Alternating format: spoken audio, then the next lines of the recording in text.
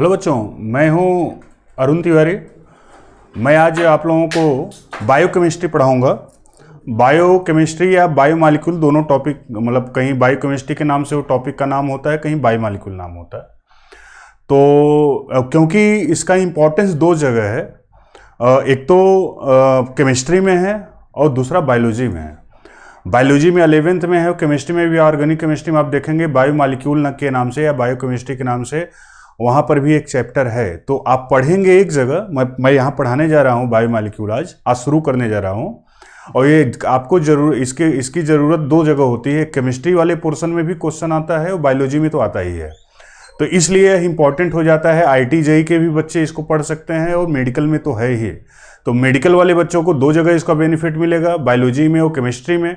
और जो math group के बच्चे होंगे उनको केमिस्ट्री में क्वेश्चन, एक दो क्वेश्चन हर साल आते हैं, बायोकेमिस्ट्री या बायोमॉलिक्यूल। यहाँ तक कि आप MBBS में फर्स्ट ईयर में आप जाएंगे तो वहाँ पर भी आपको 3 सब्जेक्ट पढ़ने होते हैं, एनाटॉमी, फिजियोलॉजी एंड बायोकेमिस्ट्री। तो वही बायोकेमिस्ट्री हम लोग यहाँ पढ़ने जा रहे हैं। इसका बहुत ज़्यादा यूज है, कई जगह इसका एप्लीकेशन है, चाहे वो आपके नीट के एग्ज़ाम में हो, चाहे IIT के एग्ज़ाम हो, किसी भी एग्ज़ाम में इस पोर्शन से क्वेश्चन आना तय रहता है। तो बायोकेमिस्ट्री या बायोमॉलिक्यूल हम लोग शुरू करते हैं। हालांकि यह NCERT में आप देखेंगे सेल के बाद यह चैप्टर है बायोमॉलिक्यूल। तो मैं आज बातचीत करता हूँ। आज ऐसा नहीं है कि एक क्लास में ख़त्म हो जाएगा, चलता है, क्योंकि बायोमॉलिक्यूल में आपको पढ़ने होंगे। पहले तो हम लोग पढ़ेंगे कि बायोमॉलिक्यूल है क्या, ठीक। उसके बाद हम लोग पढ़ेंगे बच्चों की बायोमॉलिक्यूल की ज़रूरत क्या है।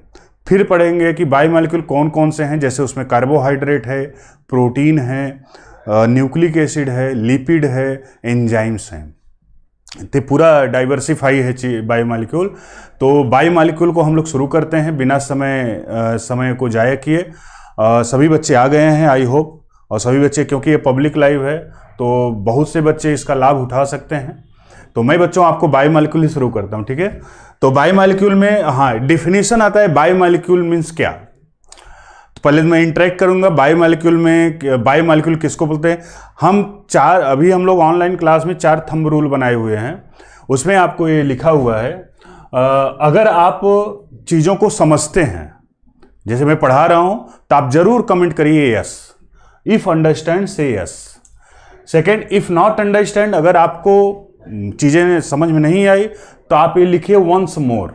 मैं फिर से रिपीट करूंगा, और do not chat with each other. और प्लीज़ चैट बॉक्स में आपस में परिचय न करें, बातचीत न करें। और sure chat your response for ask question. अगर मैं क्वेश्चन पूछता हूं तो उसका आंसर जरूर दीजिए, चाहे वो गलत हो और चाहे सही हो, उससे कोई मतलब नहीं है। और आप सीखने के लिए तो आए हैं, मैं सिखाऊंगा आपको। एक बार गलत होगा, दोबारा गलत होगा, फिर तीसरी बार गलत नहीं होगा, तो आप आंसर जरूर दें, यस या नो, ठीक है बच्चों। तो मैं शुरू करता हूं इसको, बायोमॉलिक्यूल। मैं ऐसे इन जनरल में बात करता हूं, what is biomolecule.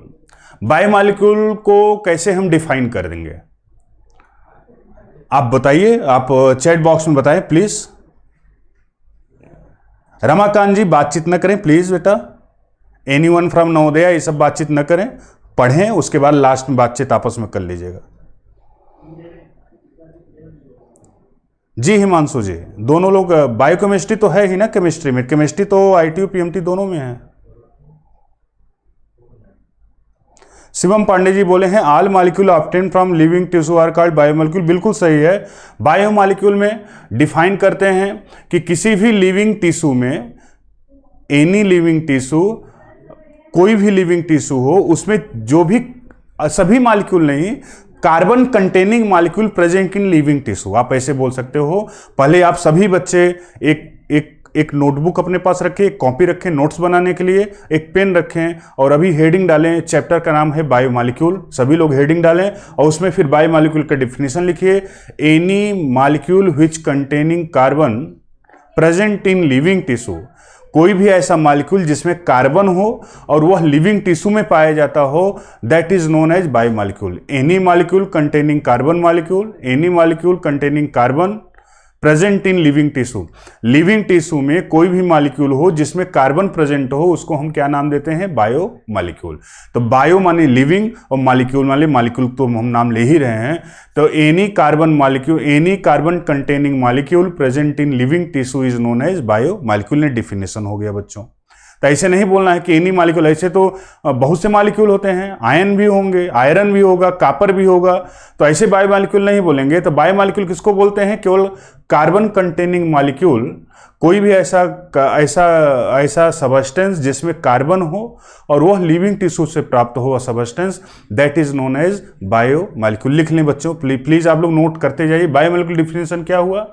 Any molecule containing carbon present in living tissue is known as bio molecule. अच्छा बच्चों ये बताओ, जैसे पूरी आपकी बॉडी है, कोई भी लिविंग ऑर्गेनिज्म है, चाहे वो एनिमल हो चाहे प्लांट हो, उसके पूरे सेल में या उसके पूरे बॉडी में सबसे ज्यादा किसकी मात्रा होती है?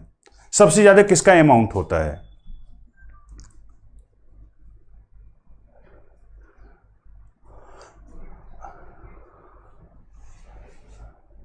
बिल्कुल, आंचल ने सही बोला है, carbon containing all molecule present in living tissue, बिल्कुल सही है। मैंने आपसे पूछा कि आपकी बॉडी है, आपकी बॉडी में सबसे ज्यादा क्या पाया जाता है? बायो मॉलिक्यूल की बात नहीं कर रहा हूं, ओवरऑल में बात कर रहा हूं। सबसे ज्यादा पानी होता है, वाटर होता है, वाटर होता है 70 to 90%। सेकेंड नंबर पर क्या होता है? प्रोटीन होता है। सेकेंड नंबर क्या होता है? प्रोटीन, सबसे ज्यादा water and then after protein. उसके बाद क्या होता है? प्रोटीन के बाद न्यूक्लिक एसिड होता है। तुरंत बच्चे कार्बोहाइड्रेट या लिपिड बोलते हैं, गलत होता है। पहले नंबर पर वाटर होता है, हालांकि ये बायोमॉलिक्यूल में नहीं आता है, इसमें कार्बन नहीं होता, हाइड्रोजन और ऑक्सीजन केवल होता है। सेकेंड नंबर पर प्रोटीन आता है, 10 से 15% होता है प्रोटीन, बहुत बड़ी मात्रा होती है। तीसरे नंबर पर आता है न्यूक्लिक एसिड, चौथे नंबर पर आता है आपका कार्बोहाइड्रेट और सबसे कम पाया जाता है लिपिड। ये प्रोटोप्लाज्म में जो कंस्टिट्यूएंट होते हैं उनकी मैं बात कर रहा हूं। तो बायोमॉलिक्यूल हुआ कि कोई भी मॉलिक्यूल जिसमें कार्बन प्रेजेंट हो और वो कहां पाया जाता हो? लिविंग टिश्यू में, उसको हम क्या नाम देते हैं? बायोमॉलिक्यूल।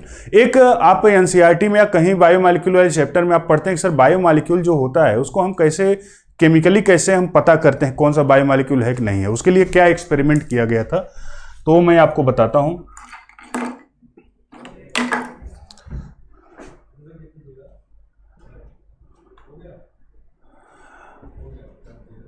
तो मैंने आपको बताया कि बायोमॉलिक्यूल तो हमने आपको समझा ही दिया, ठीक है। बायोमॉलिक्यूल समझाया कि बायोमॉलिक्यूल क्या है।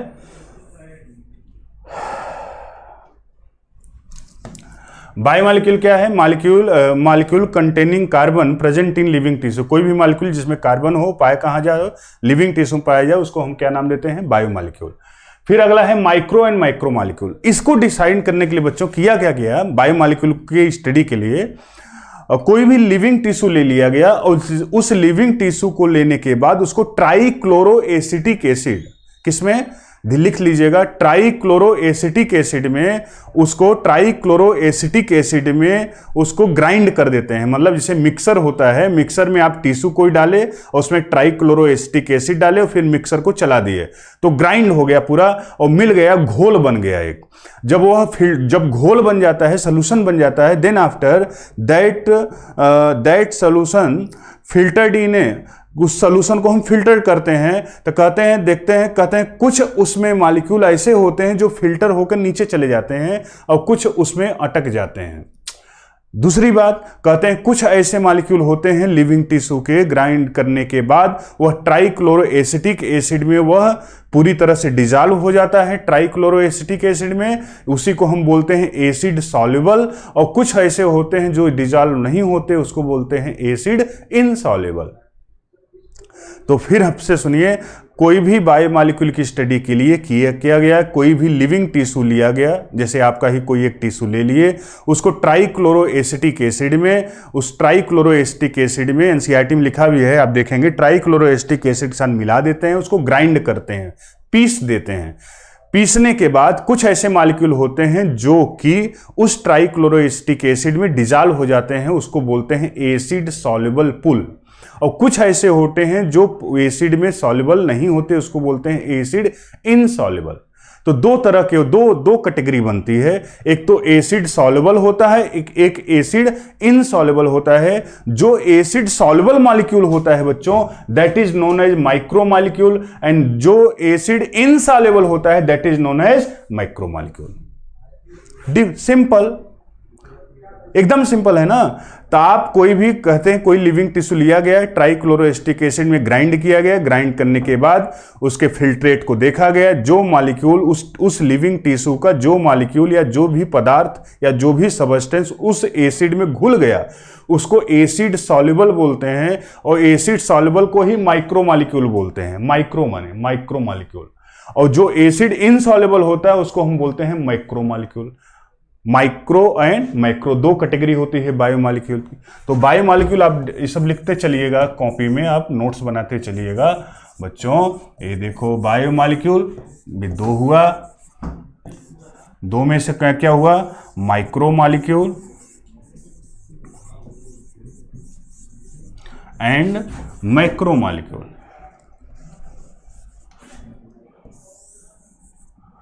Macro molecule. एक चीज और मैं आपको यहां समझाना चाहूंगा, समझिएगा। Micro and macro, acid soluble को माइक्रो बोलते हैं, और इसका मॉलिक्यूलर वेट भी होता है, इसका ये मॉलिक्यूलर वेट रखता है 1000 डाल्टन से कम होता है। Molecular weight of micro molecule कितना होता है, 1000 डाल्टन से कम होता है, और माइक्रो मॉलिक्यूल का जो मॉलिक्यूलर वेट होता है 1000 डाल्टन से ज्यादा होता है। ये दो चीजें आप रखिएगा, दो चीजें आप ध्यान में रखना। क्या एसिड सॉल्युबल है तो माइक्रो मॉलिक्यूल, और एसिड इनसॉल्युबल है तो मैक्रो मॉलिक्यूल। अगर वह एसिड सॉल्युबल है तो वह उसका जरूर मॉलिक्यूलर वेट 1000 डाल्टन से कम भी होगा। मतलब माइक्रो और मैक्रो को डिसाइड करने के लिए दो पैरामीटर बनाया गया बच्चों। एक बनाया गया कि एसिड में सॉल्युबल है कि नहीं है, अगर एसिड में सॉल्युबल है तो माइक्रो, अगर एसिड में सॉल्युबल नहीं है तो मैक्रो। दूसरा मॉलिक्यूलर वेट को एक आधार बनाया गया, अगर उसका मॉलिक्यूलर वेट 1000 डाल्टन से अगर ज्यादा है तो that is known as macro molecule. Macro molecule 1000 dalton से अगर ज्यादा है तो मैक्रो मॉलिक्यूल, और अगर 1000 डाल्टन से कम है that is known as micro molecule. आप लिख लीजिएगा, ये दो पॉइंट हुआ। तो acid soluble pool having molecular weight less than 1000 Dalton, that is known as micromolecule, and any biomolecule which are acid insoluble and having molecular weight more than 1000 Dalton, that is known as macromolecule. Micro and macro. यहां एक exception है। Exception कौन है पता है? आप बता सकते हो एक्सेप्शन कौन है बच्चों? एक एक्सेप्शन है, क्या? लिपिड। ये जो लिपिड है ना बच्चों, लिपिड फैट, इसका मॉलिक्यूलर वेट 1000 डाल्टन से कम होता है। मतलब मॉलिक्यूलर वेट के हिसाब से अगर देखोगे तो यह माइक्रो मॉलिक्यूल है। माइक्रो मॉलिक्यूल है, लिपिड माइक्रो मॉलिक्यूल है। लेकिन ये एसिड इनसॉल्युबल होता है। भाई सॉल्युबिलिटी पर अगर देखोगे तब तो कहोगे सर तब तो ये एसिड इनसॉल्युबल अगर है, एसिड में नहीं घुलता तो ये मैक्रो हुआ। एसिड इनसॉल्युबल को अभी हम यही बोल रहे थे ना कि जो सॉल्युबल है माइक्रो है, जो सॉल्युबल नहीं है मैक्रो है। लिपिड एक्सेप्शन है, याद रखिएगा। लिपिड एसिड इनसॉल्युबल होता है लेकिन उसका मॉलिक्यूलर वेट 1000 डाल्टन से कम होता है, इसलिए इसको किस में रखते हैं? माइक्रो मॉलिक्यूल में। कहोगे सर ये बता दीजिए कि लिपिड को रखेंगे किस में? तो बच्चों लिपिड में को माइक्रो में रखेंगे। कोई अगर पूछे आपसे फंसाने के लिए आपको कि नहीं भैया लिपिड तो एसिड इनसॉल्युबल है और इनसॉल्युबल को तो माइक्रो बोलते हैं, तो आप बोलिएगा भैया एसिड इनसॉल्युबल भले है लेकिन मॉलिक्यूलर वेट उसका 800 डाल्टन होता है, 800 डाल्टन से भी कम होता है, इसलिए उसको माइक्रो मॉलिक्यूल। तो माइक्रो होने के लिए दो चीजें चाहिए, इनसॉल्युबल भी होना चाहिए, 1000 डाल्टन से ज्यादा मॉलिक्यूलर वेट होना चाहिए।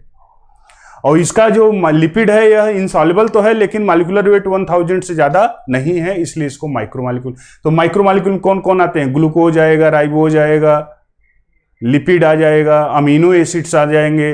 लिख लीजिएगा, एक एग्जांपल लिख लीजिएगा। माइक्रो में क्या आएगा? ग्लूकोज आएगा, राइबोज आएगा, glucose, ribose, deoxy ribose, amino acid, ये सब किस में आएंगे? माइक्रो में। माइक्रो में क्या आएगा? इसमें आएगा माइक्रो में क्या आएगा? इसमें आएगा प्रोटीन आएगा, सेलुलोज आएगा, ग्लाइकोजन आएगा, न्यूक्लिक एसिड आएगा। अब बाद में पॉज करके, वीडियो को पॉज करके लिख लीजिएगा, जल्दबाजी नहीं है, तो अभी लिखते चलिए। तो माइक्रो में ये सब चीजें आई, ठीक है। तो आगे हम बढ़ते हैं। अभी हमने क्या बताया, बायोमॉलिक्यूल क्या है? तो आप बोलिएगा कोई भी कार्बन कंटेनिंग मॉलिक्यूल जो कि लिविंग टिश्यू में पाया जाता है, that is known as biomolecule. Biomolecule को कोई एक्सपेरिमेंट किया गया, उसको ट्राइक्लोरो एसिटिक एसिड में ग्राइंड किया गया, फिर उसको फिल्टर किया गया और देखा गया कुछ मॉलिक्यूल ऐसे हैं जो एसिड में घुल जाते हैं, उसको एसिड सॉल्युबल बोलते हैं। कुछ ऐसे होते हैं जो एसिड में नहीं घुलते, उसको एसिड इनसॉल्युबल बोलते हैं। जो एसिड सॉल्युबल होता है वो माइक्रोमॉलिक्यूल होता है, जो एसिड इनसॉल्युबल होता है वो मैक्रोमॉलिक्यूल होता है। फिर हमने बताया माइक्रो और मैक्रो को डिफाइन करने के लिए मॉलिक्यूलर वेट की भी जरूरत होती है। अगर मॉलिक्यूलर वेट 1000 डाल्टन से ज्यादा है तो मैक्रो है, मतलब बड़ा है। अगर 1000 डाल्टन से कम है तो माइक्रो है, माइक्रोमॉलिक्यूल है। इसमें एक्सेप्शन लिपिड है। लिपिड एसिड इनसॉल्युबल भले होता है, लेकिन क्योंकि इसका मॉलिक्यूलर वेट 1000 डाल्टन से कम होता है, इसलिए यह माइक्रोमॉलिक्यूल में रखा जाता है। तो लिपिड माइक्रो में कौन कौन हुआ? लिपिड हुआ, कार्बोहाइड्रेट हुआ, अमीनो एसिड हुआ, न्यूक्लियोटाइड हुए, ये सब किस में आएंगे? माइक्रो में। और माइक्रो में कौन सा आता है बच्चों? माइक्रो में आएगा प्रोटीन आएगा, सेल्यूलोज आएगा, ग्लाइकोजन आएगा, न्यूक्लिक एसिड आएगा, ये सब माइक्रो मॉलिक्यूल में आएंगे। सब हम लोग धीरे धीरे एक एक करके हम लोग बारी बारी से अच्छे से पढ़ेंगे इसको, ठीक है बच्चों। तो आगे बढ़ते हैं ना।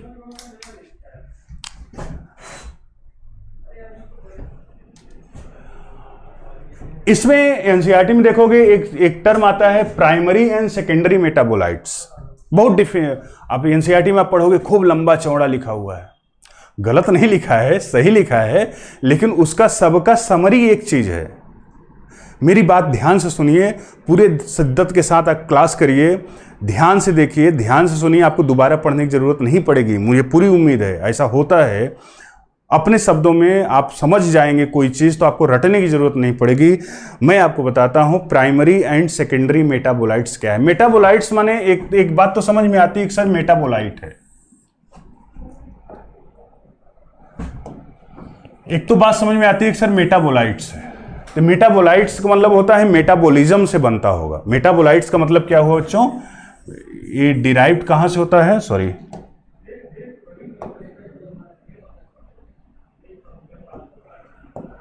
ये मेटाबॉलिज्म से बनता है।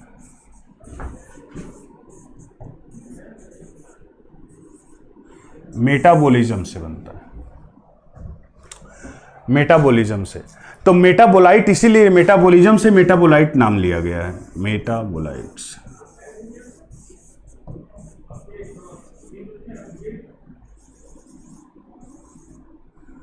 This is metabolites. तो मेटाबॉलिज्म से मेटाबोलाइट्स बनता है, ठीक है। अब अंतर इसमें यह है कि sir primary and secondary metabolites में क्या डिफरेंस है, मैं उसको आपको समझाता हूं ध्यान से। पहले तो ऐसे आप समझ सकते हैं कि प्लांट में कोई भी मॉलिक्यूल, प्लांट में कोई भी मॉलिक्यूल जो ज्यादा अमाउंट में बनता है, ज्यादा अमाउंट में उसका और ज्यादा अमाउंट में बने और उसका एक यूजुअल फंक्शन हो उसी प्लांट में। जैसे प्लांट है, आम का पेड़ है, आम के पेड़ में मान लो ग्लूकोज बनता है, सेलुलोज बनता है, प्रोटीन बनता है। तो ये सब सेलुलोज, ग्लूकोज, प्रोटीन, ये जो भी हम नाम ले रहे हैं, ये सब उसमें, इन सब का उसी प्लांट के लिए यूज भी, तो वो अलग की बात है कि आपको भी मिलता है उससे फायदा, लेकिन वह उस प्लांट में उसका यूजुअल फंक्शन है। तो कहते हैं कि जो मॉलिक्यूल, जो मेटाबॉलिज्म से जो प्रोडक्ट बनता है, अगर वह प्रोडक्ट ज्यादा अमाउंट में है और उसका यूजुअल फंक्शन उसी प्लांट में है, that is known as primary metabolites. That is known as primary metabolites. जैसे स्टार्च प्राइमरी मेटाबोलाइट होगा। स्टार्च प्लांट में बनता है, बहुत ज्यादा अमाउंट में बनता है, स्टार्च हुआ, कार्बोहाइड्रेट हो गया। प्रोटीन हो गया, कोई बनता है तो प्रोटीन हुआ, स्टार्च, प्रोटीन, या जो भी आप नाम जानते हैं जो ज्यादा अमाउंट में बनता है और उसका यूजुअल फंक्शन उस प्लांट में भी होता है, that is known as primary metabolites, ये सब प्राइमरी मेटाबोलाइट्स हैं। और सेकेंडरी मेटाबोलाइट्स क्या हैं? तो कहते हैं कि वह मेटाबोलाइट्स या वह मेटाबॉलिज्म से बना हुआ प्रोडक्ट जो बहुत कम मात्रा में बनता है और उसका यूजुअल फंक्शन उस प्लांट में नहीं होता, कहीं और होता है, या ह्यूमन बीइंग के लिए उसका फायदेमंद होता है। वह ह्यूमन बीइंग के लिए फायदा करता है लेकिन उस प्लांट के लिए कोई जरूरत उसकी बहुत ज्यादा नहीं है, दैट इज नो, उसका अमाउंट कम होगा, तो अमाउंट कम होगा, उसकी जरूरत प्लांट के लिए नहीं होगा, that is known as secondary metabolites. और अमाउंट ज्यादा होगा, उसका यूजुअल फंक्शन प्लांट के अंदर होगा, that is known as primary metabolites. कौन सा प्राइमरी मेटाबोलाइट? जितना तुम नाम जानते हो, आप जितना नाम जानते हो, carbohydrate, starch, protein, nucleic acid, जितना नाम जानते हो, लिपिड, ये सब प्राइमरी मेटाबोलाइट्स हैं। सेकेंडरी मेटाबोलाइट्स क्या है? जैसे रेजिन है, रबर है, रबर जानते हो ना, या आप पॉपी एक प्लांट होता है, POPPY, पॉपी, पापी नहीं भाई, पॉपी, इसे सीडेटिव बनाए जाते हैं।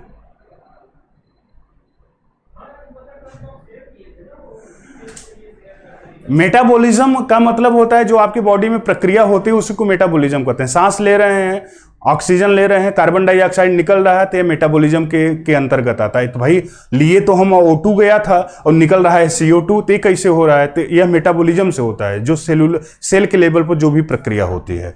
तो पॉपी जैसे एक प्लांट है, पॉपी से जो आप अफीम का नाम सुने होंगे, हीरोइन का नाम सुने होंगे, चरस का नाम सुने होंगे, ब्राउन शुगर का नाम सुने होंगे, ये सब नशा करने के लिए नहीं बनाया जाता, इसको ड्रग बोलते हैं। ड्रग का मतलब होता है दवा, मेडिसिन बनाने के लिए इसकी खेती की जाती है। और ऐसा नहीं जैसे गेहूं चावल को उगाते हैं वैसे उसको उगा लेंगे, वह उसमें गवर्नमेंट से आपको लाइसेंस लेना पड़ता है, उसको गवर्नमेंट ही कराती है।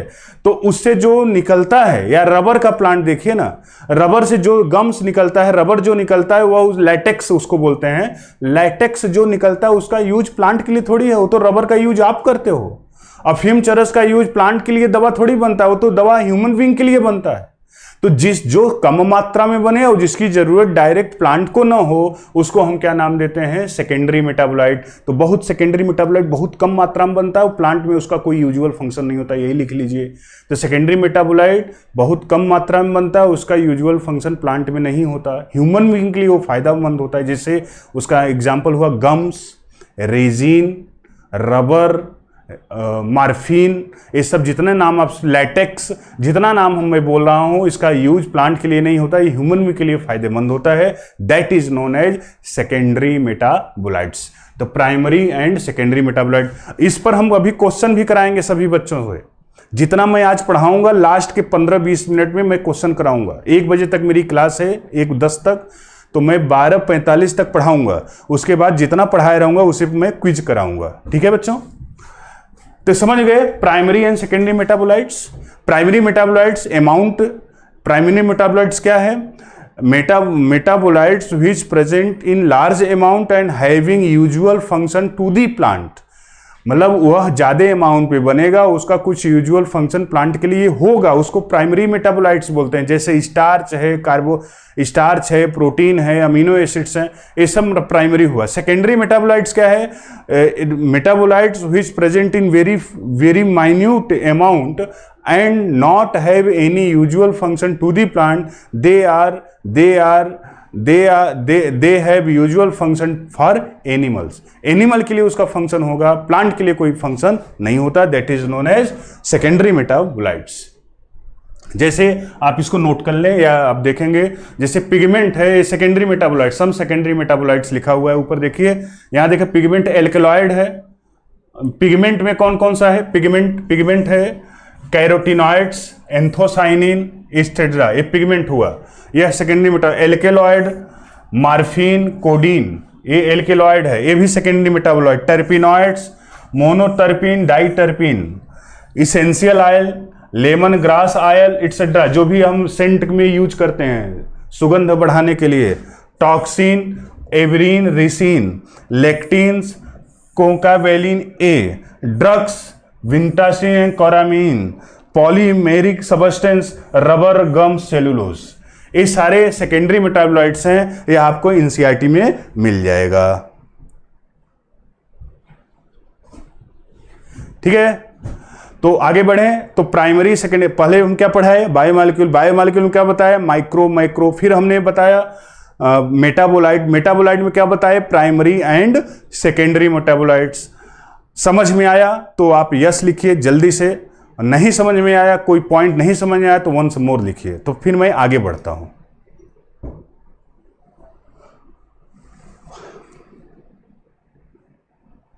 टॉक्सिन माने जहर होता है प्रशांत, जहर, पॉइजन, टॉक्सिन। श्रुति, हाँ ले सकते हो, कोई दिक्कत नहीं। Yes, thank you. आगे बढ़ते हैं बच्चों।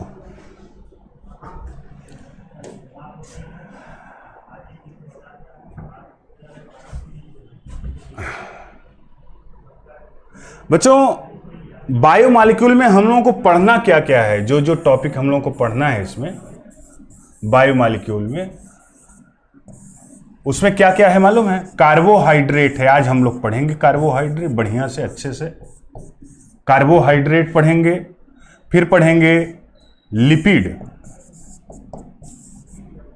फिर पढ़ेंगे प्रोटीन, फिर पढ़ेंगे न्यूक्लिक एसिड। इसी सीक्वेंस में पढ़ेंगे हम लोग सब पूरा चैप्टर, और लास्ट में है एंजाइम। तो carbohydrate, lipid, protein, nucleic acid, enzyme. Protein में ही अमीनो एसिड्स आ जाएंगे, लिपिड में ही फैटी एसिड आएगा, और कार्बोहाइड्रेट तो है ही।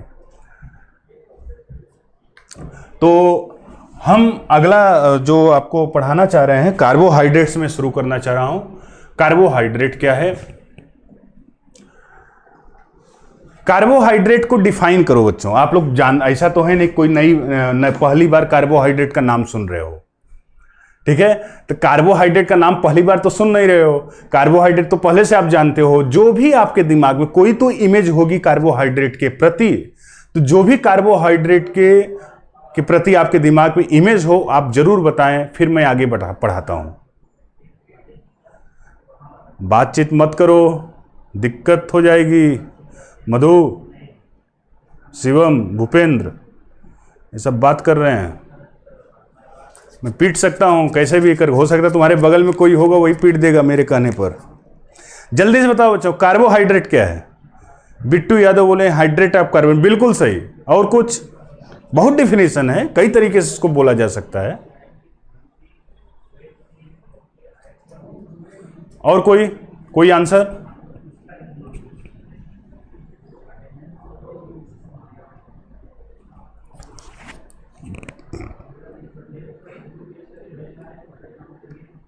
कुछ तो बोलना पड़ेगा बेटा, कुछ तो बोलना पड़ेगा।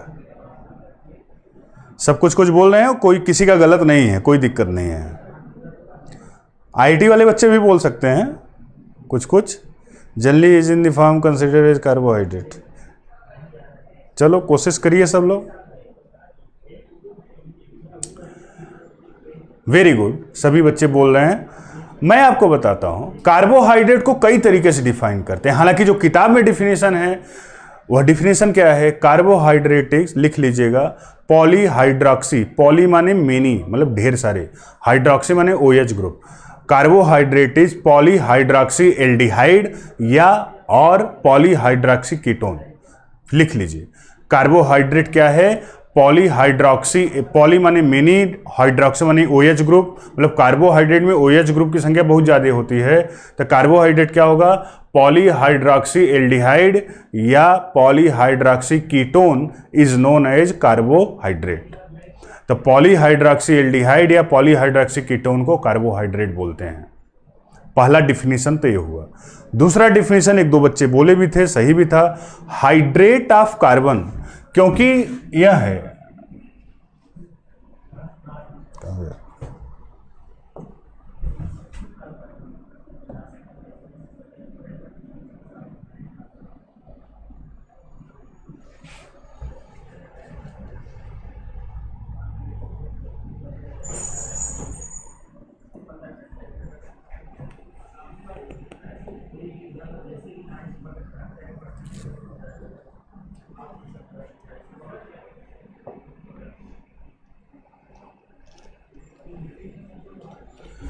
हाइड्रेट ऑफ कार्बन,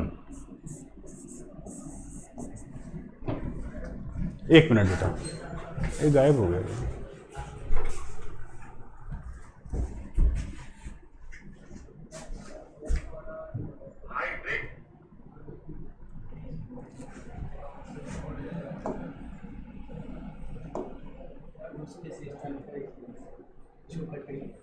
हाँ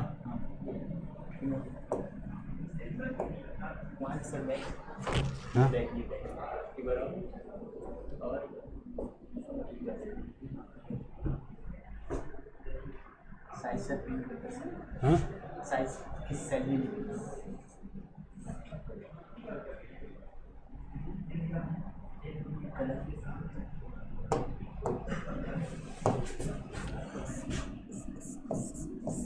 हाइड्रेट ऑफ, साइज थोड़ा बढ़ाना है यहां से।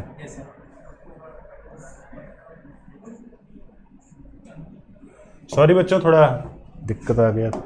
ठीक है, कार्बोहाइड्रेट क्या है बच्चों? हाइड्रेट, अभी अभी कई बच्चे बोले हाइड्रेट ऑफ कार्बन। कार्बन का हाइड्रेट को कार्बोहाइड्रेट बोलते हैं। इसका एक सिंपल फार्मूला होता है CnH2O का होल n, CnH2O का होल n। यहां देखिए, आप अभी बताइए, आप यहां 6 रख दो, n की जगह 6 रख दो, देखो क्या बन के आता है, C6H12O6। एक किसका फार्मूला है बच्चों? ग्लूकोज का। एक किसका फार्मूला है? ग्लूकोज का। तो ये n की जगह हमने 6 रख दिया, n की जगह 6 रख दिया, ये फार्मूला आ गया। तो कुल मिला जो का कार्बोहाइड्रेट क्या है? Hydrate of carbon is known as carbohydrate. Hydrate of carbon को कार्बोहाइड्रेट बोलते हैं, हाइड्रेट ऑफ कार्बन को कार्बोहाइड्रेट बोलते हैं। दूसरे तरीके से डिफाइन, हाँ, लेकिन हालांकि यह जो फार्मूला है यह सब जगह लागू नहीं होता, यह केवल मोनोसैकराइड में यह होल्ड करता है। आप बाकी बड़े कार्बोहाइड्रेट में जब जाओगे, सेलुलोज में जाओगे, ग्लाइकोजन में जाओगे, स्टार्च में जाओगे, बड़े कार्बोहाइड्रेट में जब जाओगे तो फार्मूला वहां पर फेल कर जाता है। हालांकि इतना तो पता है कि यह हाइड्रेट ऑफ कार्बन है। क्यों फेल कर जाता है? क्योंकि जब पॉलीमराइजेशन होता है तो वाटर मॉलिक्यूल निकलता है।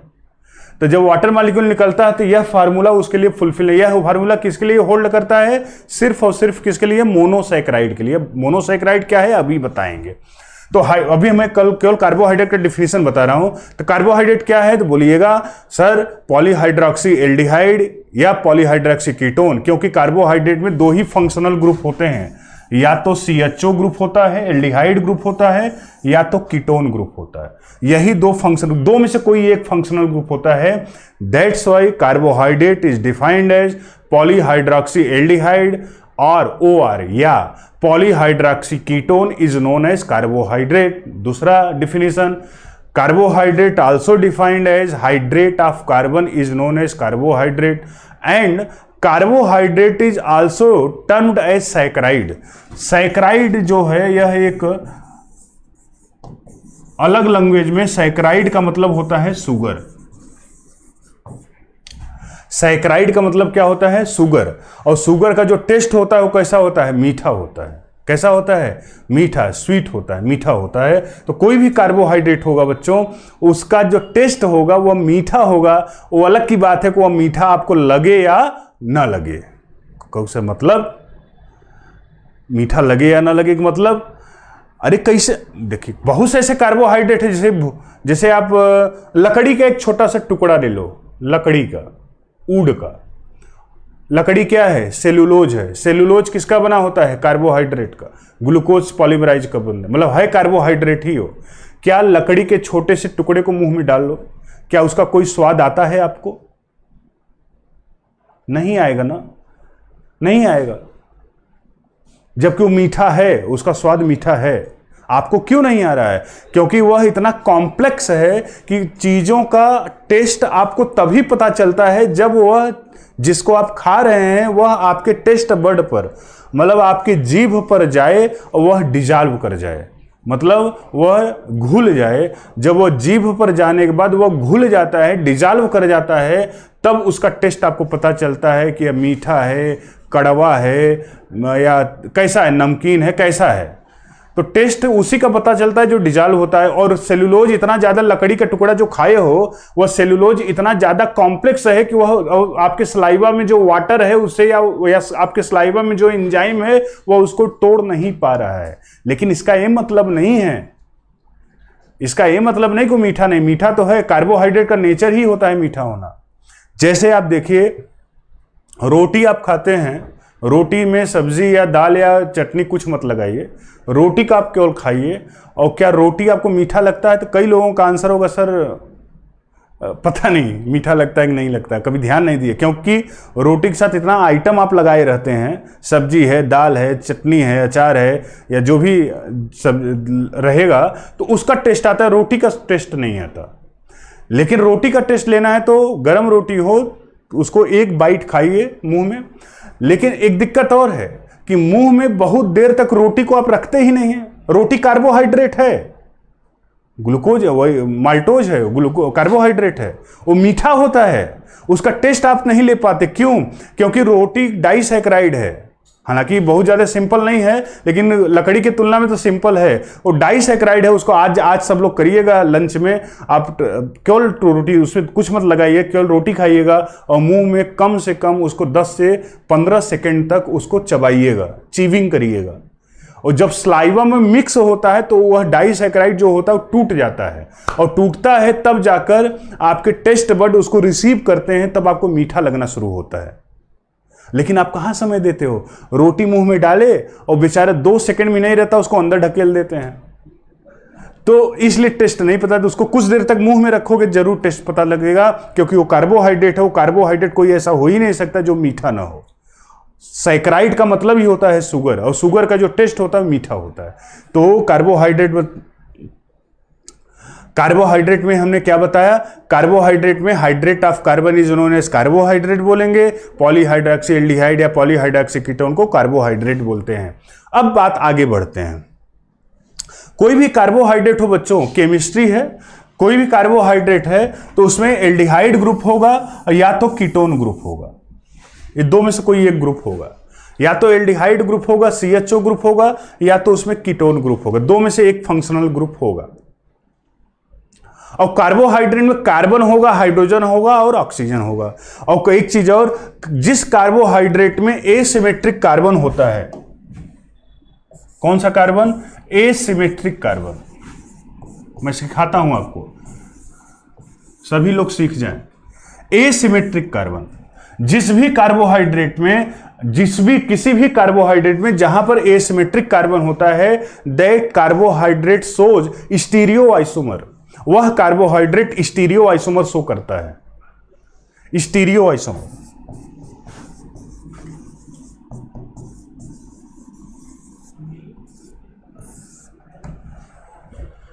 क्या शो करता है? Stereo isomer, stereo isomer. लेकिन इसके लिए शर्त क्या है? एसिमेट्रिक कार्बन होना जरूरी है। अगर एसिमेट्रिक कार्बन कार्बोहाइड्रेट में है तो पक्का है कि वह स्टीरियो आइसोमर शो करेगा। या तो डेक्स्ट्रोफार्म होगा या तो लियोफार्म होगा, डी फार्म होगा या तो यल फार्म। भी मैं सिखाऊंगा, आपको बताऊंगा, पढ़ाऊंगा कि कैसे डिसाइड होता है कि डी फार्म है कि यल फार्म है। लेकिन एक शर्त है कि जब तक एसिमेट्रिक कार्बन नहीं होगा तब तक स्टीरियो आइसोमर वहां नहीं देखा जा सकता। और कहोगे सर ई क्या है? एसिमेट्रिक कार्बन कई बच्चे बोलेंगे, हालांकि आप केमिस्ट्री में पढ़े होंगे। एसिमेट्रिक कार्बन वह कार्बन होता है जिस कार्बन के चारों बॉन्ड अलग अलग ग्रुप से जुड़े होते हैं, मतलब उसको सिमेट्रिकली 2 बराबर भागों में न काटा जा सके, उस कार्बन को एसिमेट्रिक कार्बन बोलते हैं। तो asymmetric carbon is those carbon which do not divide in 2 equal part। उस कार्बन को 2 बराबर भागों में नहीं बांटा जा सकता, उसी को हम एसिमेट्रिक कार्बन बोलते हैं। इसको और बढ़िया समझने के लिए कहते हैं, जैसे मान लो एक कार्बन है, एक कार्बन से 4 बॉन्ड हैं, चारों बॉन्ड से अलग अलग ग्रुप जुड़े अगर हों,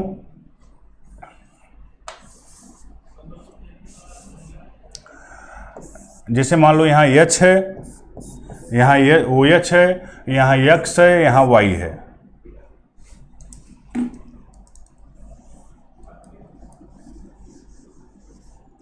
यहां Y है।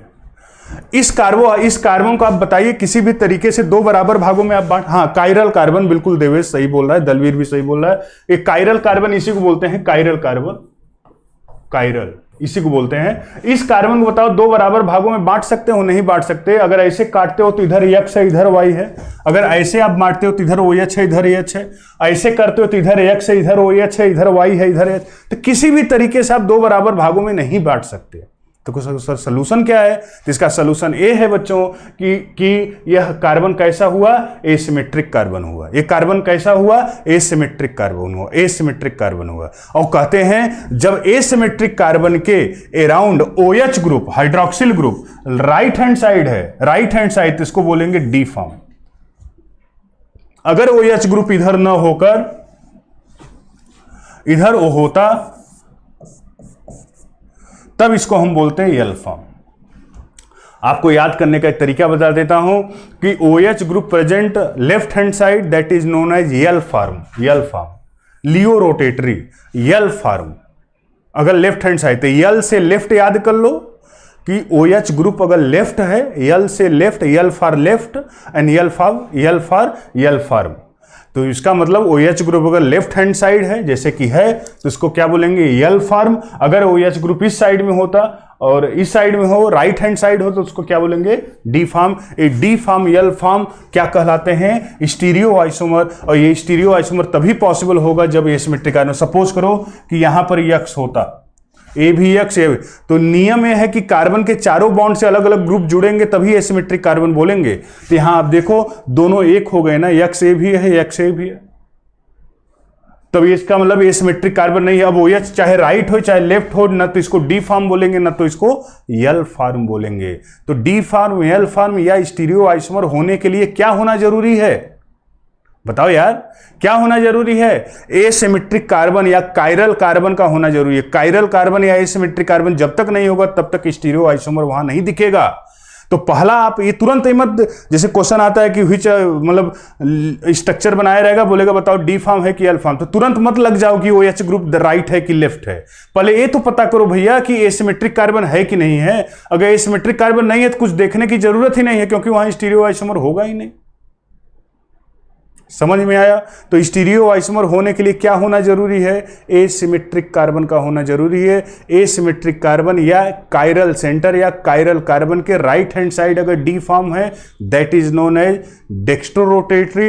And if OH hydroxyl group, OH group present left hand side, that is known as laevorotatory, मतलब एल फॉर्म। लेकिन आपको मैं बता दूं एक गुरु मंत्र कि जितने नेचुरल कार्बोहाइड्रेट होते हैं, नेचर में जो पाए जाते हैं, सिंथेटिक ना हो, लैब में ना बनाया गया हो, जितने नेचुरल कार्बोहाइड्रेट होते हैं सभी कार्बोहाइड्रेट डी फॉर्म होते हैं, केवल एक को छोड़कर। लिख लीजिएगा, फ्रक्टोज व्हिच प्रेजेंट इन हनी। शहद में जो फ्रक्टोज पाया जाता है वह एल फॉर्म में होता है, उसको छोड़ दिया जाए। जितने नेचुरल कार्बोहाइड्रेट होते हैं, all natural carbohydrate present in D form. जितने नेचुरल का ग्लूकोज, राइबोज, डीऑक्सीराइबोज, जितना आप जानते हो कार्बोहाइड्रेट, सब डी फॉर्म में पाए जाते हैं। सब में OH group right hand side होता है। केवल एक जगह एक्सेप्शन है कि फ्रक्टोज, वो भी कौन सा फ्रक्टोज? फ्रक्टोज शुगर है। कौन सा फ्रक्टोज? जो शहद में होता है, हनी में होता है, सिर्फ वही एल फॉर्म होता है। बाकी जितने नेचुरल होते हैं सब कैसे होते हैं? डी फॉर्म होते हैं, सब डी फॉर्म होता है।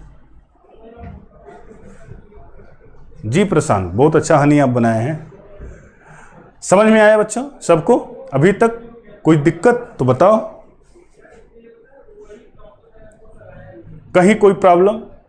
अभी तक D form L form decide करना जान गए? डी फॉर्म एल फॉर्म कैसे होता है पता चल गया? D form L form, yes, D form L form कैसे होगा? पहले एसिमेट्रिक कार्बन आप खोजिएगा, उसमें देखिएगा राइट हैंड साइड है डी फॉर्म और लेफ्ट हैंड साइड है तो एल फॉर्म। क्या? OH group. ठीक है?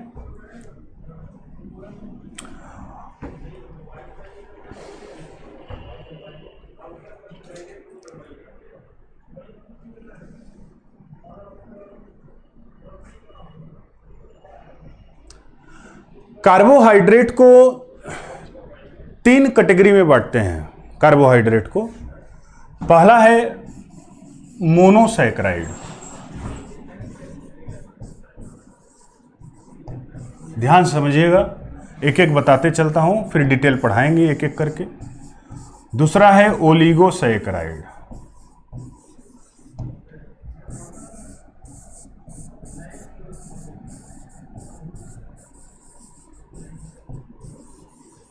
तीसरा है पॉलीसैकराइड।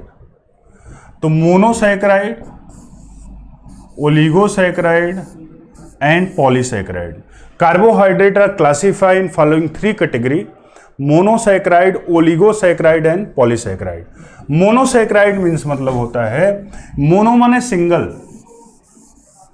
मोनो मीन्स सिंगल और सैकराइड माने शुगर। तो इसका डिफिनीशन है carbohydrate which do not further hydrolyse in simpler form.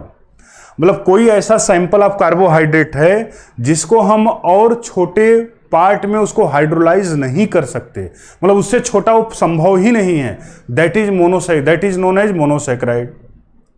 तो मोनोसैकराइड क्या बोलोगे? कार्बोहाइड्रेट, जैसे मान लीजिए मैं समझाता हूं, जैसे कोई सैंपल मैं आपको दे दिया एक, मैं बोला कि अच्छा बेटा ये बताओ ये मोनोसैकराइड है, ओलिगोसैकराइड है कि पॉलीसैकराइड है। तो एक काम करिएगा, उस सैंपल को लीजिए और उसको पानी में डाल दो। पानी में डालने के बाद उस पानी को एग्जामिन करो।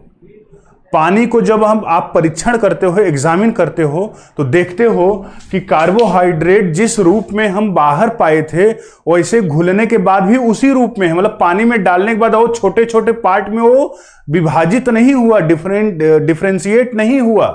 तो इसका मतलब मोनो माने सिंगल, मतलब वह सिंगल कार्बोहाइड्रेट का बना है। समझ रहे हैं? जैसे मान लो 10 पेन है आपके पास, आपसे पूछा जाए कि उसको और कम करो, तो कहोगे सर 10 से 9 कर दिए, 8 कर दिए, 7 कर दिए, 6 कर दिए, 5 कर दिए, 4 कर दिए, 3 कर दिए, 2 कर दिए, 1 कर दिए। तो हम बोलेगे और छोटा करो, और कम संख्या करोगे तो 1 से कम कैसे होगा? तो वो बेसिक तो रहेगा ही। तो कहते हैं मोनोसैकराइड इज या sample of sugar which do not further hydrolyse, मतलब वह कार्बोहाइड्रेट जो और छोटे पार्ट में विभक्त नहीं होता, that is known as monosaccharide. And monosaccharide में कम से कम कार्बन की जो संख्या होती है 3 होती है, और मैक्सिमम कार्बन की जो संख्या होती है वो 7 होती है। कार्बन की संख्या मैं बोल रहा हूं। तो मोनोसैकराइड में मिनिमम कार्बन का नंबर कितना होता है? 3, उसको बोलते हैं ट्रायोज। अगर 4 होता तो क्या बोलते? टेट्रोज। 5 होता तो क्या बोलते? पेंटोज। 6 होता होगा क्या बोलेंगे? हेक्सोज।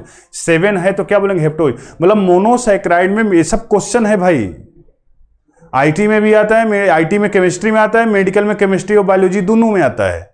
तो minimum carbon atom in monosaccharide, 3 carbon से छोटा कार्बोहाइड्रेट संभव नहीं है, और 7 कार्बन से ज्यादा मोनोसैकराइड मोनोसैकराइड संभव नहीं। अरे कहोगे सर 12 कार्बन का भी होता है। अरे भैया 12 क्या, 12 लाख कार्बन का भी होता है, लेकिन वह मोनोसैकराइड नहीं होता, वह पॉलीसैकराइड होता है। तो मोनो माने सिंगल, मतलब वह कार्बोहाइड्रेट जो सिंगल कार्बोहाइड्रेट्स का बना है, उसको और छोटे पार्ट में नहीं विभक्त कर सकते, और छोटे पार्ट में नहीं तोड़ सकते, that is known as monosaccharide. Oligo माने कुछ होता है, इसका मीनिंग ही होता है फ्यू। तो कहते हैं कोई सैंपल ऑफ शुगर हो, उसको पानी में डालो, वह कुछ भागों में टूट जाए। तो कुछ तो कोई नंबर होता नहीं। जैसे आप अपने गार्जियन से आप पैसे लेते हो, पॉकेट खर्च लेते हो, तो आप बोलते हो कि पापा या मम्मी कुछ पैसे दे दीजिए, तो फिर आप वो रिप्लाई करते हैं कि कितना। तो कुछ माने कितना, तो कितना जो होता है, जो नंबर है वो फिक्स होता है ना, कुछ तो कोई वैल्यू होती नहीं। तो यही ओलिगो का मतलब फ्यू की वैल्यू यहां होती है 2 से 10।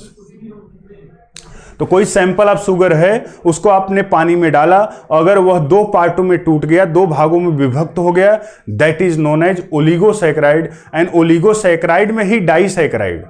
तो ओलिगोसैकराइड कई तरह के होते हैं, डाइसैकराइड, ट्राइसैकराइड, टेट्रासैकराइड, पेंटासैकराइड। तो जितने कार्बोहाइड्रेट का वो बना होगा उसी के नंबर पर होगा। 2 कार्बोहाइड्रेट से मिलकर ओलिगोसैकराइड बना है तो डाइसैकराइड बोलेंगे। जैसे लैक्टोज है, सुक्रोज है, माल्टोज है, ये सब डाइसैकराइड है। तो डाइसैकराइड क्या है? ओलिगोसैकराइड का भाग है। बहुत लोग ना जब पूछोगे कार्बोहाइड्रेट कितने डिवीजन में किया गया है, तो कहेंगे सर 3 डिवीजन में। पूछोगे क्या, कहेंगे मोनोसैकराइड, डाइसैकराइड, पॉलीसैकराइड। गलत हो जाता है।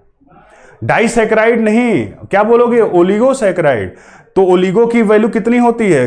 2 से 10 मतलब अगर पानी में आपने सैंपल को डाला, शुगर के सैंपल को पानी में डाला, अगर वह जिस रूप में डाला उसी रूप में रह गया घुलने के बाद भी, तो मोनोसैकेराइड है। अगर वो 2 भागों में टूटा, ओलिगोसैकेराइड। 3 भागों में टूटा, ओलिगोसैकेराइड। 4 भागों में टूटा, ओलिगोसैकेराइड। 8 भागों में टूटा, ओलिगोसैकेराइड। 9 भागों में टूटा, ओलिगोसैकेराइड। 10 भाग में टूट गया, ओलिगोसैकेराइड। लेकिन 11 पार्ट में अगर टूटा, that is known as polysaccharide. Poly माने मेनी, मेनी का वैल्यू यहां कितनी है, 10 से ज्यादा। तो 2 से 10 तक उसको क्या बोलते हैं, ओलिगोसैकेराइड। कहीं कहीं आपको ये संख्या 2 से 9 भी होता है, बहुत घबराने की जरूरत नहीं है। 9 हो चाहे 10 हो, मतलब बहुत ज्यादा अंतर नहीं पड़ता। तो 2 से 10 तक ओलिगोसैकेराइड। 10 से ज्यादा यूनिट का अगर कोई कार्बोहाइड्रेट बना है तो उसको पानी में डालोगे, 10 से ज्यादा भागों में अगर टूटता है, that is known as polysaccharide. तो मोनोसैकेराइड, ओलिगोसैकेराइड एंड पॉलीसैकेराइड, ये 3 हुए कार्बोहाइड्रेट। समझ में आया सभी को? ये चीजें क्लियर हुई, मोनोसैकेराइड, ओलिगोसैकेराइड एंड पॉलीसैकेराइड। एक एक करके पढ़ेंगे, मोनोसैकेराइड हम लोग पढ़ेंगे। समझ में आया? यस बोलो, यस अगर समझ में आया तो प्लीज।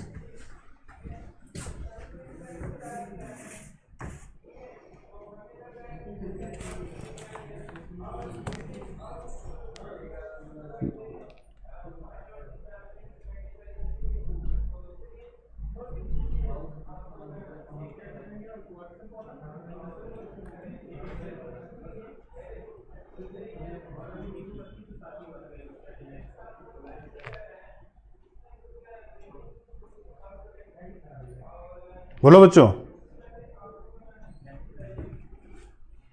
क्लियर हुआ? Yes, thank you.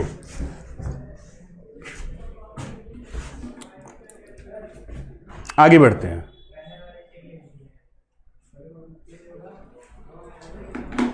अब हम पढ़ेंगे मोनोसैकेराइड। ठीक है, तो मोनोसैकेराइड मैं आपको बताता हूं आज। अभी बताया तो मोनोसैकेराइड, तो मोनोसैकेराइड मैंने क्या बताया कि carbohydrate which do not further hydrolyse in simpler form. लिख लीजिएगा, मोनोसैकेराइड को डिफाइन करते हैं carbohydrate which do not further hydrolyse in simpler form.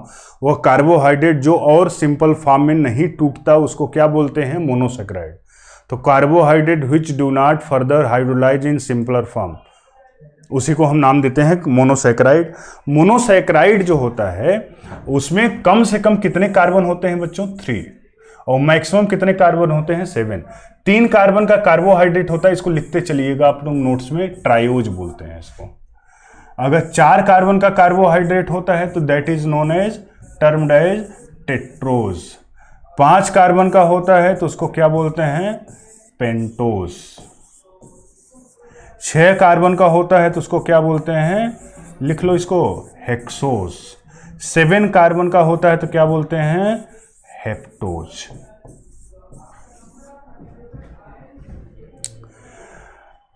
Confuse मत होना, क्योंकि कंफ्यूज एक जगह होंगे आप। कब कहोगे सर आप तो बोले थे कि कार्बो है मोनो कभी 7 कार्बन से ज्यादा नहीं होता, और सुक्रोज का फार्मूला ही C12 से शुरू होता है, 12 कार्बन का होता है। अरे भैया तुम इसी यूनिट, मान लो हेक्सोज है 6 कार्बन का है, इसको 100 यूनिट लोग को 100 यूनिट ग्लूकोज को पॉलीमराइज कर दोगे 600 ना हो जाएगा कार्बन की संख्या।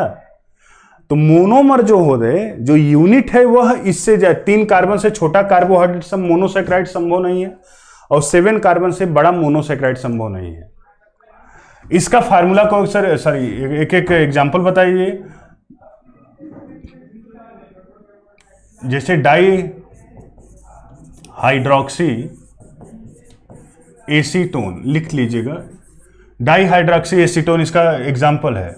इसका एग्जाम्पल है, लिख लो भाई, ये सब इंपॉर्टेंट है, एरिथ्रोज। इसका एग्जाम्पल है, और भी हैं, ribose, deoxy ribose, xylose, xylulose.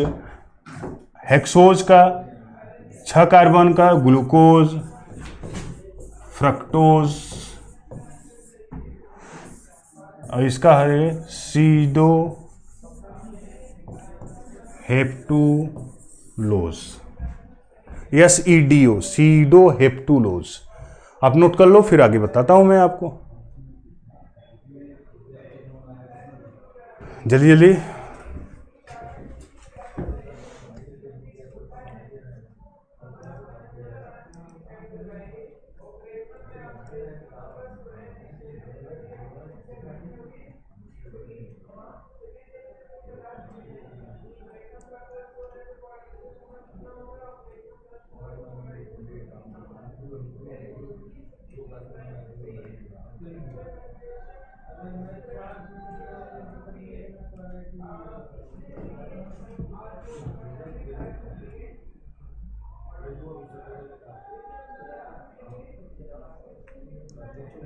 बच्चों, मुझे उम्मीद है आप लोग अच्छे होंगे और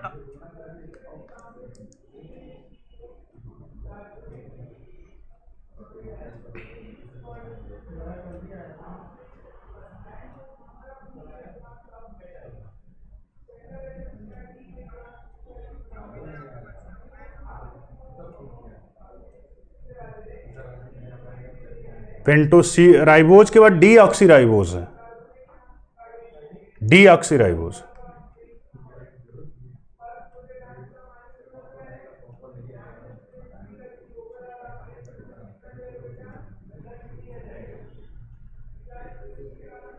डी ऑक्सी राइबोज लिख लिए आप?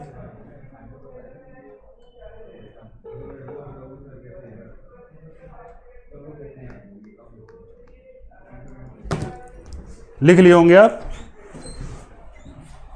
उसमें लाइव नहीं है, ओपन दिखाओ।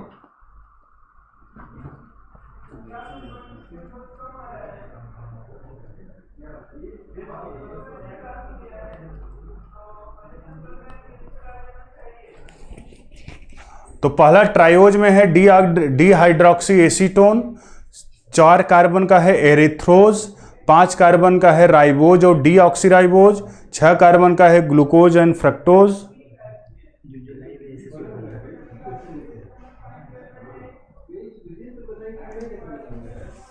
ठीक है। अब मैं आपको सिखाता हूं राइबोज की बात, सॉरी 3 कार्बन का 2 कंपाउंड है, उसको मैं आपको दिखाता हूं यहां बनाकर। अब आपको अभी मैं आपको क्या सिखाया था, स्टीरियो आइसोमर निकालना सिखाया था ना, तो स्टीरियो आइसोमर आपको बताना पड़ेगा यहां पर कैसे होगा। जैसे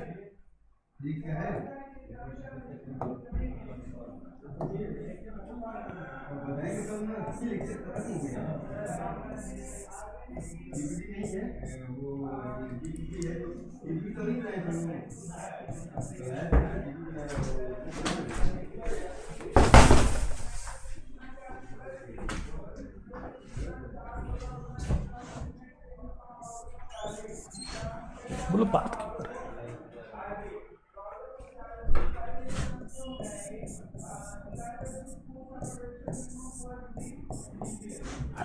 ग्लिसरॉल्डिहाइड एक स्ट्रक्चर है, किसका है? ग्लिसरॉल्डिहाइड का, ग्लिसरॉल्डिहाइड।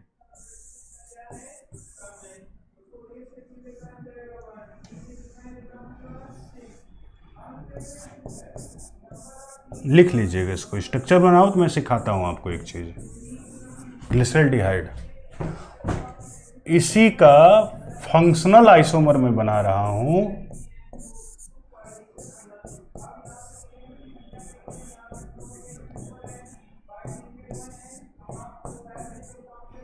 ये है डाई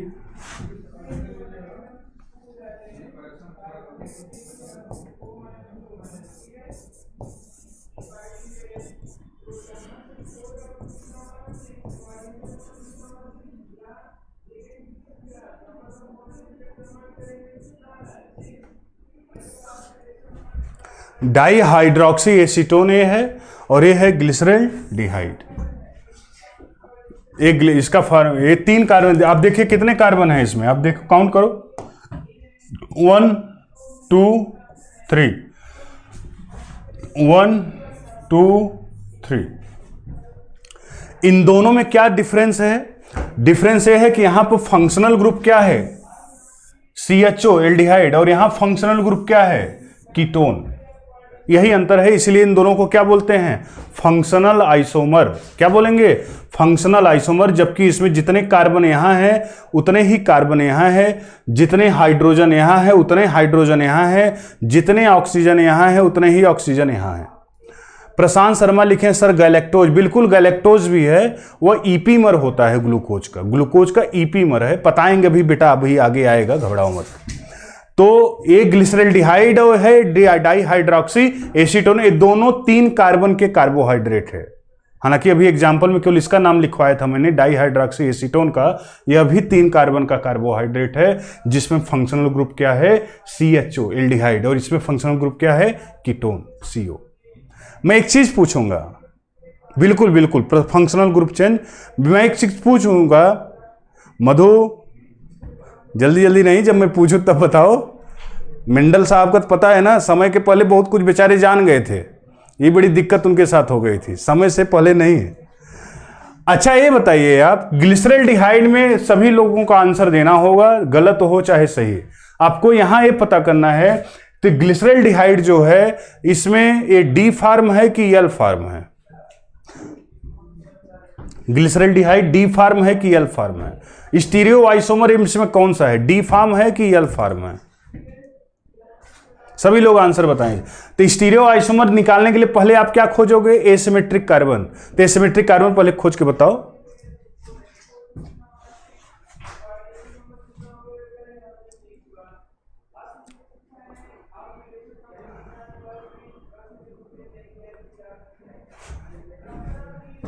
इसमें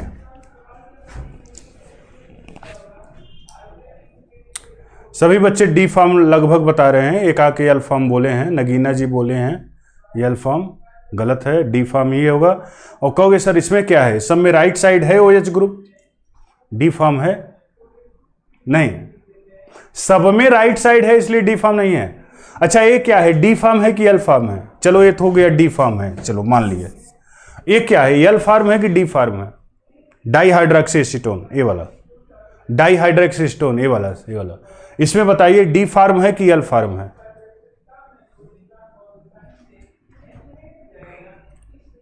फटाक से बताओ जल्दी से।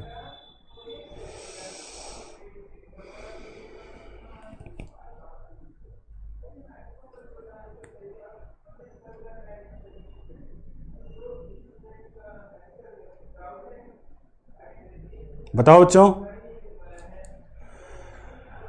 मैं आपको बताता हूं,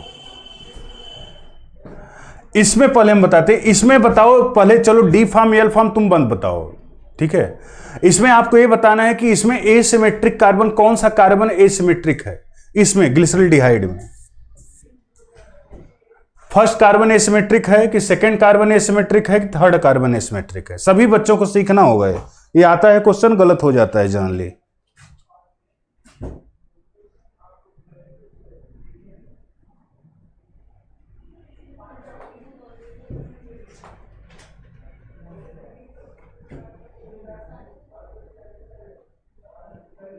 देखो पहला कार्बन तो एसिमेट्रिक नहीं है, कैसे, क्योंकि दोनों बॉन्ड से एक ही ग्रुप जुड़ा है ऑक्सीजन, इसलिए एसिमेट्रिक नहीं है। नियम क्या मैंने बताया है कि कार्बन के चारों बॉन्ड से अलग अलग ग्रुप होने चाहिए। सेकेंड कार्बन एसिमेट्रिक है क्योंकि इस बॉन्ड से OH ग्रुप जुड़ा है, इस बॉन्ड से हाइड्रोजन जुड़ा है, इस बॉन्ड से CH2OH ग्रुप जुड़ा है, CH2OH ग्रुप है पूरा। ये मत सोचना कि ये कार्बन कार्बन तो सेम है सर, इधर भी कार्बन इधर भी कार्बन, और आप बताए थे अलग अलग होना चाहिए। तो आप ये बताइए इस बॉन्ड को काटेंगे तो क्या केवल कार्बन अलग होगा कि पूरा ग्रुप ही सेपरेट हो जाएगा? तो इस बॉन्ड से कार्बन नहीं जुड़ा है बल्कि पूरा ग्रुप जुड़ा है।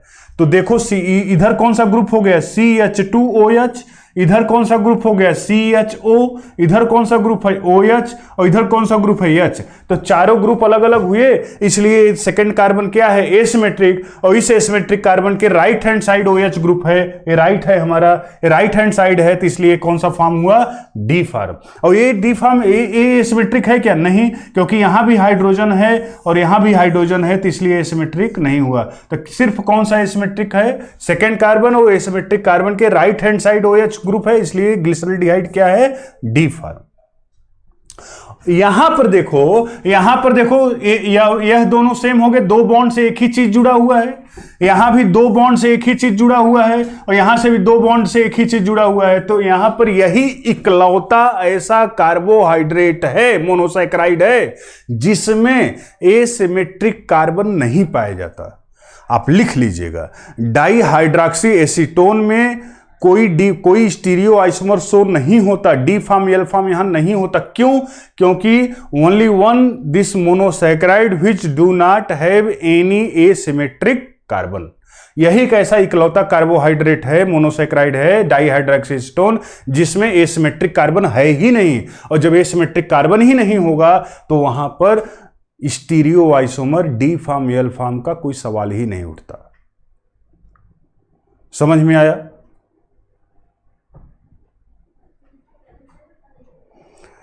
इतनी बात समझ में आई बच्चों आज?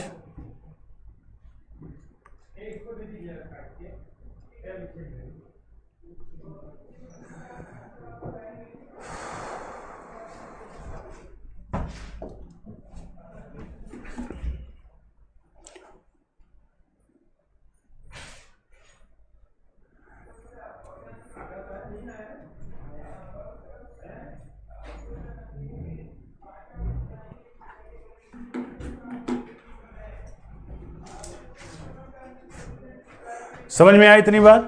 तो आज हम लोग अभी तक जो भी पढ़े, अभी तक कल हम लोग पेंटोज शुगर से शुरू करेंगे ना, पेंटोज शुगर, कल मैं राइबोज शुगर, कल मैं क्या क्या पढ़ाऊंगा, डी फार्म पढ़ाऊंगा, एल फार्म तो डी फार्म एल फार्म आज पढ़ लिए, alpha carbohydrate, beta carbohydrate, alpha कब बोलते हैं, बीटा कार्बोहाइड्रेट कब बोलते हैं, राइबोज, डीऑक्सीराइबोज, ग्लूकोज और फ्रक्टोज, उसका रिंग फार्म कैसा होता है, ओपन चेन फार्म कैसा होता है, कौन स्टेबल होता है, वो रिड्यूसिंग एजेंट की तरह कैसे काम करता है, ये सारी चीज़ों का डिस्कशन हम कल वाले क्लास में करेंगे।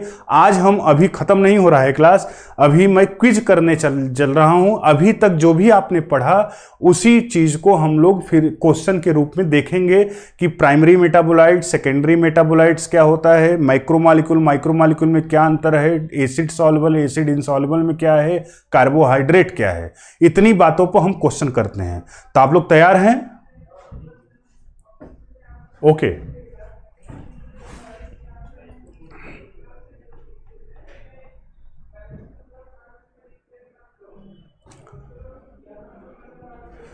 चलिए क्वेश्चन नंबर 1, जल्दी जल्दी आंसर बताना है आपको।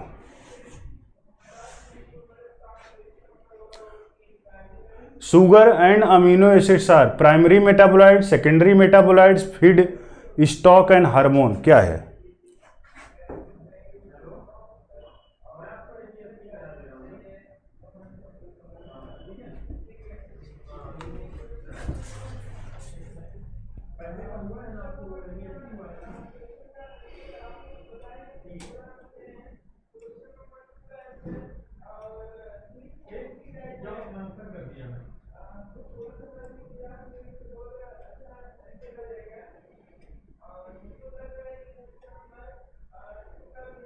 फर्स्ट का ए बिल्कुल सही है,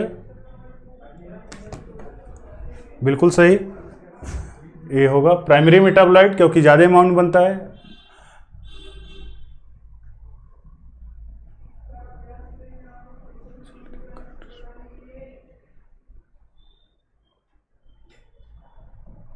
ये बताइए, select the incorrect statement from following. ध्यान से पढ़िए और आंसर बताइए, ध्यान से पढ़ो और आंसर बताओ। मैं हट जा रहा हूं पूरी तरह से।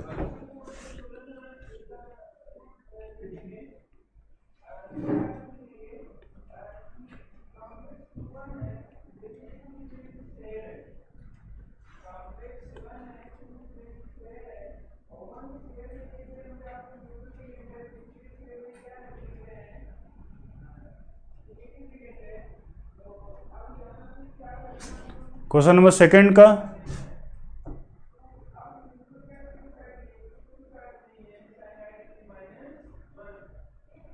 नो, सबका गलत हो रहा है।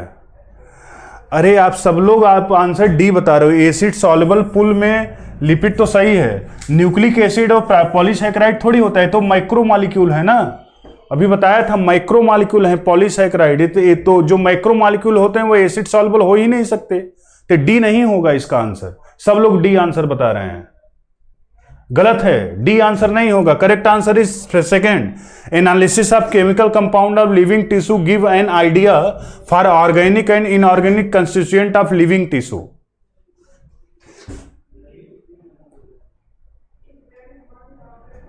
नेक्स्ट, जल्दी जल्दी। Plant produce an enormous diversity of substance that have no apparent role in growth and development, मतलब डायरेक्ट कोई रोल नहीं है, and are classify under the heading of, किसके अंदर उसको क्लासीफाई करेंगे? जल्दी से बताओ answer.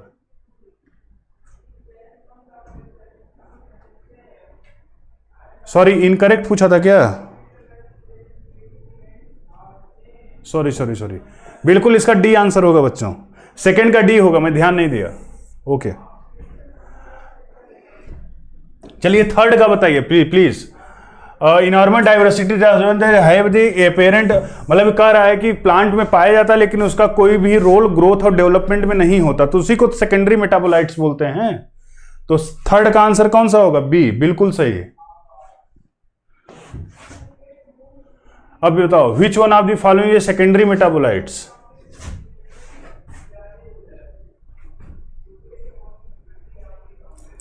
Which of the following secondary, आपको ऑप्शन लिखना है, केवल ऑप्शन लिखना है। क्वेश्चन नंबर जैसे 4 का कौन सा ऑप्शन है वो लिख दीजिए, 4 का 4 डैश ऑप्शन, जल्दी से बच्चों।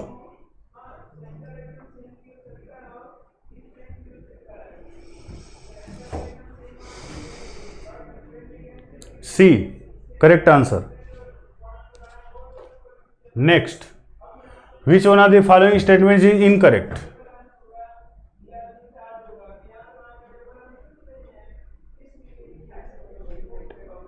इनकरेक्ट बोला है, कौन सा गलत है? तो पहला तो सही है। सर आप लोग आंसर बताएं पहले, तब मैं बताता हूं। 5 का, question number 5।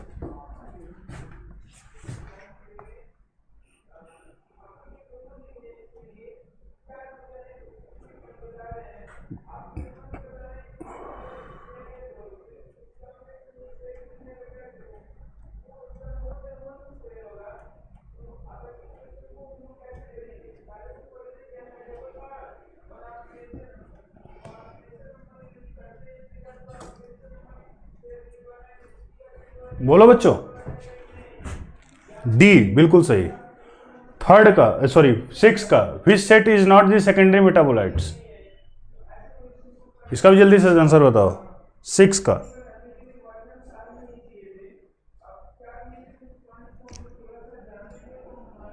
Question number 6, Tanima पूरा आंसर बताओ।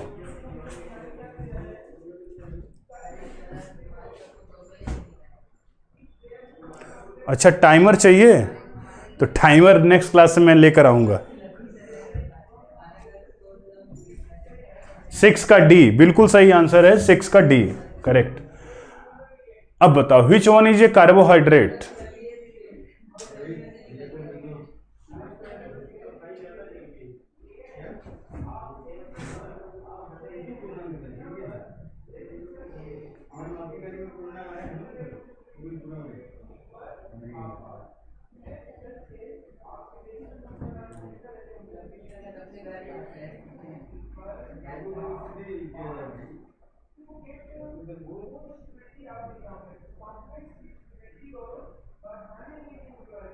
क्वेश्चन नंबर 6 का देखो, ग्लिसरॉल एल्कोहल है, क्या है?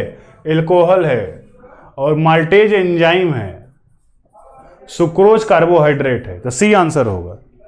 गलत कर दिए ना, आल आप दीज लगा देकर, गलत कर दिए भाई। ग्लिसरॉल है, ग्लिसरल्डिहाइड नहीं है, ग्लिसरल्डिहाइड था वो, ये ग्लिसरॉल है।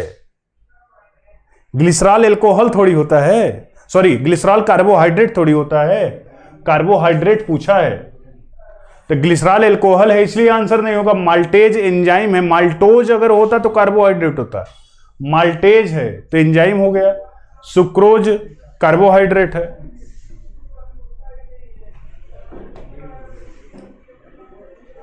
Question number 8, the principal source of energy for the body is?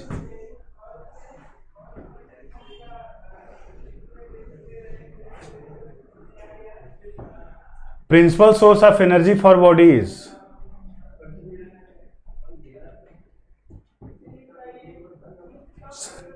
आप जब थक जाते हैं तो ग्लूकॉन डी पीते हैं ना, तो ग्लूकॉन डी क्या है? ग्लूकोज है। ग्लूकोज क्या है? कार्बोहाइड्रेट है।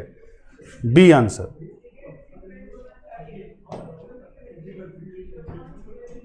क्वेश्चन नंबर 9, और फूड मोस्टली कंटेन, जो भोजन थाली में लेकर बैठते हैं उसमें सबसे ज्यादा क्या पाया जाता है?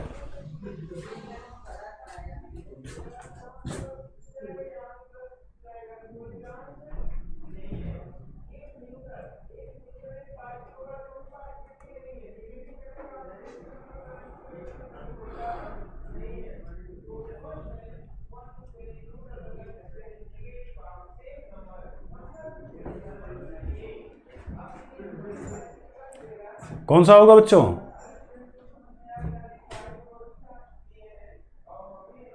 क्या लगाओगे? डी आंसर, बिल्कुल। Question number 10, starch and sugar together are named as, starch और शुगर को दोनों को मिलाकर क्या कह सकते हैं इसमें से?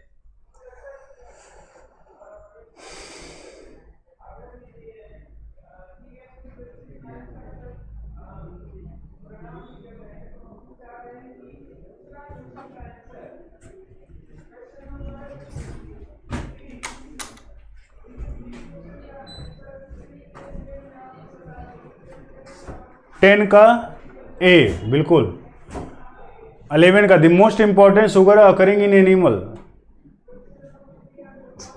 सबसे ज्यादा क्या होता है एनिमल में, कौन सा शुगर? ये सब क्वेश्चन आए हुए क्वेश्चन है, मैं ऐसे अपने से मन से नहीं दिया हूं question.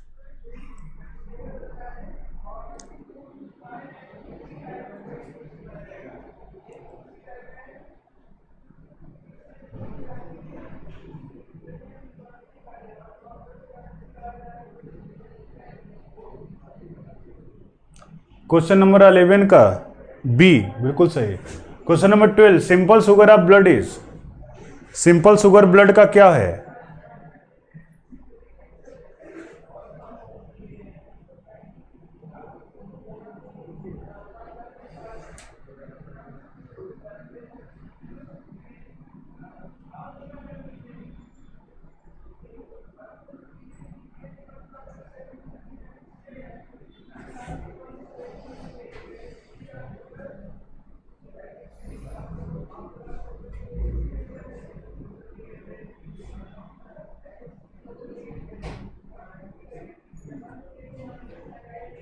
Glucose. The blood sugar level is measure of, blood sugar जो हम चेक करते हैं किसका लेवल चेक करते हैं? ब्लड में ब्लड शुगर जो होता है,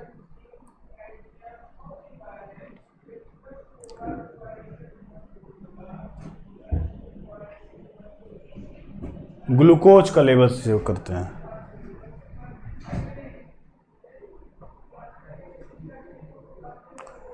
सचिन जी, लेवल तो बहुत बड़ा बड़ा है लेकिन अभी नहीं बता सकते ना, धीरे धीरे सब आता है। अभी जो आज हम पढ़ाए हैं उसी से क्वेश्चन पूछेंगे ना।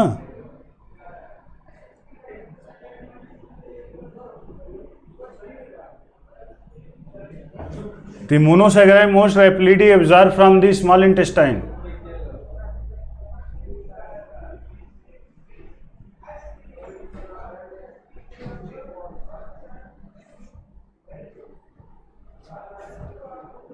और लास्ट क्वेश्चन है, इसका ग्लूकोज होगा, इसका भी इमीडिएट सोर्स ऑफ एनर्जी भी क्या होगा? वही आंसर होगा, ग्लूकोज।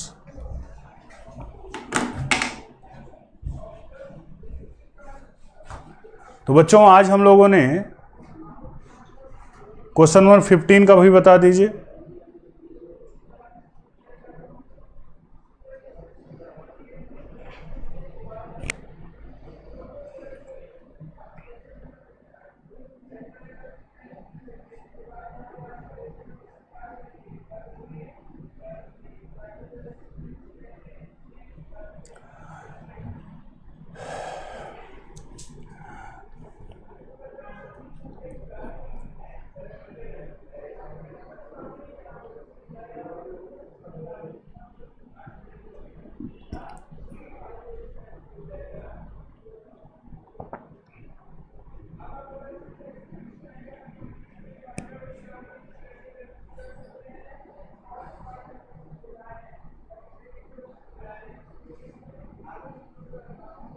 ठीक है बच्चों, आज की क्लास में हम लोग यहीं तक हैं और कल इसके बाद कल मेरी क्लास फिर है।